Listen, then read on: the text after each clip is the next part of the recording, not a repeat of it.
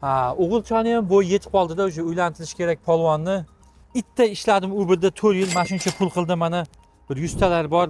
Nima qilsam ekan-da, shu dang'illama to'y qilsam ekan, elda ozda qoladigan qilib yoki yoshlarga mana bunaqa 2 bedrumli kvartira olib bersam ekan-da.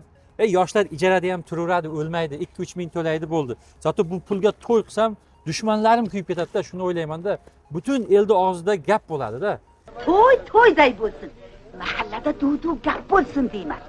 Eng zo'r artistlarni olib kelish kerak, eng zo'r to'yxonalar qilish kerak. Shu mashhur Begmi, Munisa Rizayeva hammasini telefon qilib chaqiraman hozir.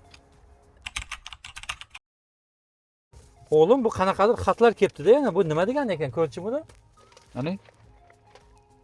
Ya bu oydan yana rent oshar ekan, 35 ming dollar bo'libdi. Bu kallalar joyidan buni 35 ming dollar ham rent bo'ladimi? Bu oxirgi 2 yilda ikkinchi marta oshyapti-yu bu yevro tog'alar. Yashab bo'ladimi o'zi?